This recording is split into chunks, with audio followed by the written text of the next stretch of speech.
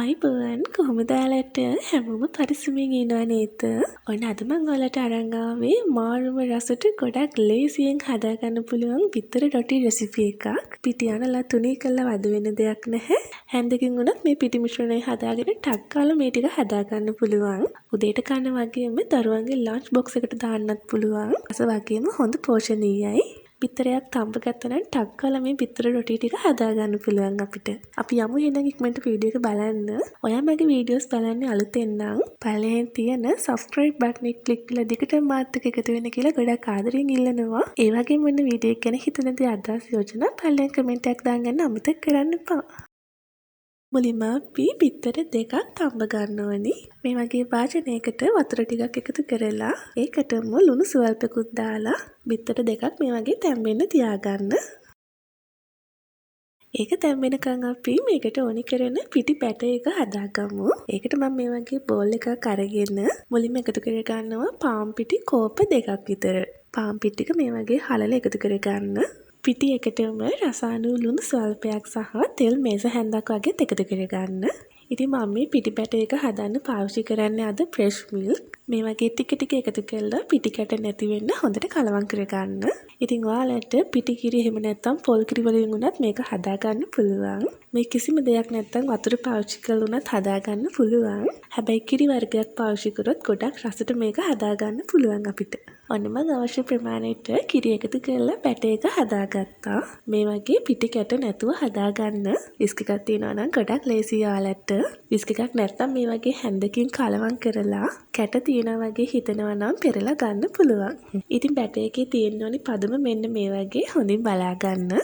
දැන් අපි මේක පොඩ්ඩක් පැත්තකින් තියලා මේ වගේ පොඩි බෝල් එකක් අරගෙන මේකට එකතු කර ගන්න ඕනි තඹගත්ත බිත්තර දෙක. මම මේ වගේ ගෑරුප්පුවක් පාවිච්චි කරලා මේ බිත්තර ටික පොඩ්ඩක් කුඩු කර ගන්නවා. ඒ අතරේදී මේකට ලුණු ස්වල්පයක් සහ කම්මිරිස් කුඩු පොඩ්ඩක් එකතු කර ගන්න. මයොනීසුත් එකතු කර ගන්න මේස හැන්දක් වගේ. දැන් ආයෙමත් හොඳින් කලවම් කර ගන්න. ඒ වගේම මම මේකට එකතු කර ගන්නවා හීනිවට ග්‍රේට් කරගත්ත කැරට් ටිකක්, පොඩියට කපාගත්ත ලුණු අම්මිරිස් ටිකක්. එකතු කරලා ආයෙමත් මේ වගේ හොඳින් කලවම් කර ගන්න. ඉතින් මේ දේවල් එකතු කරගන්න එක නම් අවශ්‍යම නැහැ. ඔයාලා කැමති නම් විතරක් එකතු කර ගන්න පුළුවන්. දැන් අපි එහෙනම් බිත්තර රොටි ටික හදාගමු. ඒකට මම මේ වගේ පෑන් එකක් උපේ තියාගත්තා. අවශ්‍ය නම් පෑන් එකේ තෙල් පොඩ්ඩක් ගා ගන්න පුළුවන්. දැන් අපි හදාගත්ත බැටර් එකෙන් හැන්දක් වගේ පෑන් එකට එකතු කරගමු. එකතු කළා මේ වගේ වටේටම කරකලා ලස්සනට රවුමට රොටිය හදාගන්න.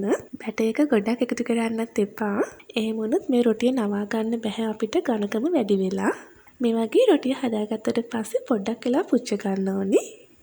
රොටිය උඩ තියෙන තෙත ගතිය හොඳින්ම අයින් වුණාට පස්සේ අපි රොටිය මේ වගේ අනිත් පැත්ත දාගමු. මුලින්ම ලිප ටිකක් අඩු කරලා තියාගන්න.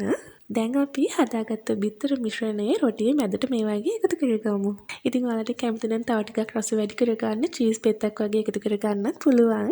දැන් අපි රොටියේ හතර පැත්ත මේ වගේ නවා ගන්න ඕනි. හරිම ලේසි මේ ටික හදාගන්න. මම මේ වගේ අතින්ම තමයි නවාගන්නේ. මම මේ වගේ තෙල් පොඩ්ඩක් එකතු කර ගන්නවා රොටිය වටේට. සාමාන්‍ය ගින්දරේ දෙපැත්තම හරවන ගමන් මේ බිත්තර රොටිය හොඳට පුච්ච ගන්න. ඉතින් හරිම ලේසි මේ විදිහට හදාගන්න. ඔක්කොම රොටි ටික මේ වගේ තමයි හදාගන්න තියෙන්නේ. ඔන්න ඉතින් අපි මේ රසම රස බිත්තර රොටි ටික හදාගෙන ඉවරයි.